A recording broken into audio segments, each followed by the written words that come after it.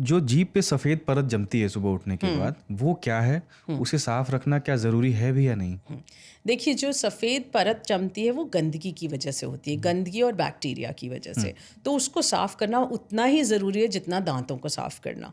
तो साफ़ उसको करना चाहिए, बट जैसे कि आपने कहा टंग क्लीनर, तो टंग क्लीनर में क्या प्रॉब्लम रहती है कि आप टंग क्लीनर से अपनी टंग तो क्लीन कर देते हैं, पर उस टंग क्लीनर को क्लीन करना भूल जाते हैं। तो आपने उसको क्लीन करा और रख दिया, अगली बार आप वही उठाकर फिर से यूज़ करते हैं, तो इन्फेक्शन होने के और चांसेस बढ़ जाते हैं, क्योंकि वो पड़े पड़े टंग क्लीनर जो एक गंदा है उसमें भी बैक्टीरिया जमा हो उसको जाते कैसे हैं। साफ करें? साबुन से या तो सिर्फ पानी से? आइडियली तो साबुन से करना चाहिए, नहीं तो आजकल लोग क्या करते हैं, टूथब्रश को ही, सॉफ्ट टूथब्रश को हल्के हाथ से उसी से टंग को क्लीन कर लेते हैं। एंड क्योंकि हर बार उस टूथब्रश में पेस्ट लगता है तो वो भी साफ ही रहता है, तो वो भी एक अच्छा तरीका है। पर हाँ, बहुत ज़ोर से रगड़ के कभी नहीं करना चाहिए, क्योंकि वो ऊपर की टंग की लेयर को भी बर्बाद करता है। तो उससे बेटर है कि एक सॉफ्ट हैंड, जेंटल हैंड से उसको क्लीन करना चाहिए। तो टूथब्रश भी तो गीला रहता है रात में, और जब वो गीली चीज़ है तो वहाँ पर भी तो बैक्टीरिया जम सकता है ना? नहीं, जब आप उसको टूथब्रश को टूथपेस्ट के साथ क्लीन कर रहे हैं तो आपने उसको एंटीबैक्टीरियल तो यूज़ हो ही गया, वो एक समझ लीजिए साबुन की तरह काम हो गया। और उसके बाद जब आप उसको क्लीन करके रखते हैं, क्योंकि वो ओपन में है तो अपने आप ड्राई हो जाता है। अच्छा। जहाँ की आप टंग क्लीनर की बात करते हो, या तो उस टंग क्लीनर को रेगुलरली एक सोप से वॉश करें या एक डिसइंफेक्टेंट से क्लीन रखें, तब तो वो वही काम करेगा। पर अगर आप खाली पानी से धो के रख रहे हैं तो वो इन्फेक्ट होने के, उसके बैक्टीरिया में ग्रोथ होने के चांसेस हैं उस पे।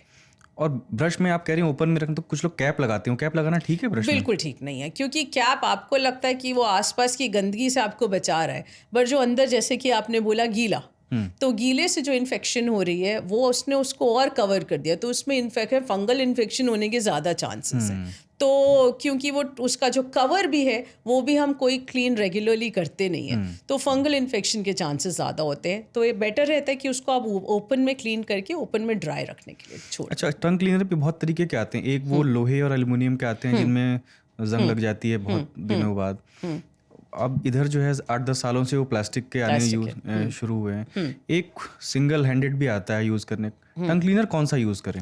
टंग क्लीनर अगर आप मेरे से पूछे, मैं सजेस्ट करूंगी कि आप back of the brush use करें, या फिर कई बैक ऑफ द ब्रश में टंग क्लीनर की तरह होता है, नहीं तो ब्रश को ही नॉर्मली यूज़ करें, वो बेटर रहता है। नॉट इवन द बैक, ऊपर का। अगर आप टंग क्लीनर ही स्पेसिफिकली यूज़ करना चाहते हैं तो एक स्टैंडर्डाइज यूज़ करें जिसमें जंग के चांसेस ना हो।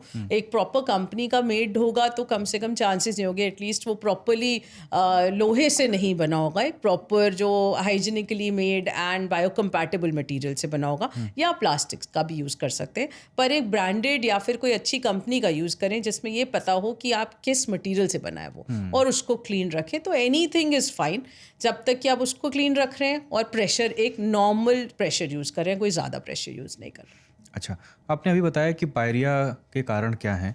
कुछ लोगों को पायरिया अगर नहीं है और वो बराबर सफाई का ध्यान देते हैं, फिर भी उनके मुंह से जो है बदबू आती है, उसका कारण क्या हो सकता है? देखिए, अगर हम सबसे पहले जब पेशेंट आता है और उसके मुंह से बदबू आ रही है, सबसे पहले हम लोकल कॉज देते हैं। तो ज़रूरी नहीं है वो पायरिया तक पहुंच गया हो, कभी कभी थोड़ी गंदगी इधर उधर है तब भी पायरिया तक नहीं पहुंचा है, गम में इन्फ्लेमेशन है जिसको हम जिंजिवाइटिस कहते हैं, उसकी वजह से भी हो सकता है।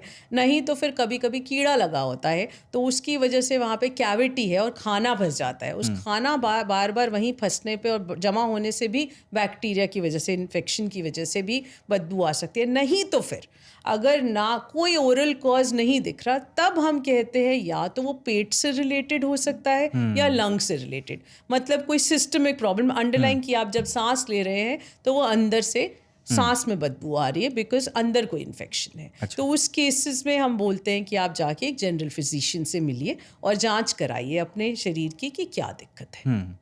और कैविटी का जिक्र किया आपने, कैविटी कैसे बनती है? धीरे धीरे बनती है या जन्म से होती है या उम्र के साथ आप कुछ ना करें तब भी बनती है? नहीं, देखिए, कैविटी गंदगी की वजह से बनती है। जहाँ आपने ओरल हाइजीन इंस्ट्रक्शंस नहीं फॉलो करी, मीठा ज़्यादा खाते हैं, ब्रश नहीं करते हैं, फ्लॉसिंग नहीं करते हैं, सफाई नहीं रखते हैं, कुल्ला नहीं करते, ये सब चीज़ों की वजह से खाना एक जगह जमा रहता है और एक जगह फंसा रहता है, तो उस वजह से वहाँ पे बैक्टीरिया आ जाते हैं और वो दांत को भी, खाने के साथ साथ दांत को भी खा जाते हैं और कैविटी बना बना देते हैं। तो वो कैविटी जब अगर आप गंदगी साफ रखेंगे दांत को तो कैविटी के चांसेस कम होते हैं। प्लस ये भी देखा गया आजकल की थोड़ा ना जेनेटिक कॉज भी है। तो अगर आपके माँ बाप के दांतों में कीड़े ज़्यादा लगते थे तो थोड़ी टेंडेंसी ज़्यादा होती है आपकी भी। तो इसलिए बहुत ज़रूरी है कि आप सफाई रखें। प्लस हर 6 महीने में एक बार एक डेंटिस्ट को दिखाएं। उससे क्या होता है 6 महीने में सफाई तो हो ही जाती है और एक चेकअप भी हो जाता है। कहीं हो सकता है आपको नहीं दिख रही कहीं पे गंदगी या फिर कहीं पे आपको कीड़ा जहाँ शुरू हो रहा है वो आपको नहीं दिख रहा, वो महीनों में फिर डीप हो जाता है, फिर रूट केनाल और आगे लंबा ट्रीटमेंट चलता है। तो बेटर रहता है कि अगर आप 6 महीने में एक बार डेंटिस्ट के पास जा रहे हैं वो एक जांच भी कर लेते हैं। अगर छोटी कैविटी है तो उसकी फिलिंग हो जाती है और आगे बढ़ती नहीं है वो। अच्छा, डेंटल फ्लॉस यूज़ करने का अब तो थोड़ा सा चलन शुरू हो गया है, वरना लोग पहले माचिस की तीली से साफ करते थे दांत को। अब फिर वो टूथपिक भी है यूज़ करते हैं, क्योंकि ब्रश जो है बहुत जगहों पहुंच नहीं पा रहा है बहुत जगहों पर, और शायद हमारे पास वो ब्रश भी नहीं है या वो तरीका भी नहीं जानते हैं। तो दांत को टूथपिक से या माचिस की तीली से या पिन से बहुत लोग यूज़ करते हैं, उसको मसूड़ों को जो है वो घायल कर लेते हैं। ये कैसे, कितना खतरनाक है, कितना सेफ है, और क्या कैसे इसको साफ करें अगर दांत को टूथपिक वगैरह को? टूथपिक तो बिल्कुल नहीं यूज़ करना चाहिए, क्योंकि वो इतना शार्प होता है, चांसेस ज़्यादा होते हैं कि आपके गम में इंजरी हो जाएगी। तो आपके मसूड़े पे खून निकलने लग जाएगा, तो वो हार्म ज़्यादा करने के चांसेस होते हैं। लोग उससे भी आदत पड़ जाती है ना, लोगों को पता है कि मसूड़े में अगर इंजरी हो गई सुबह हील कर जाएगा। है। बट उसमें आगे जाके दिक्कत रहता है। तो मैं तो बिल्कुल सजेस्ट नहीं करूँगी, टूथपिक बिल्कुल यूज़ नहीं करना चाहिए। ना ही ये जो पिन या माचिस की तीली, ये इस चीज़ के लिए बने ही नहीं है। वो मैं कहूँगी जिसका जो काम है उसी को करने दीजिए। तो ये इसके लिए नहीं है, हमारे दांतों के बीच के लिए फ्लॉस बना है जो एक धागे की तरह होता है। वो बना ही इसलिए है कि दांतों के बीच में जो गंदगी है, जहाँ ब्रश नहीं पहुँच पा रहा, वहाँ पे काम करे।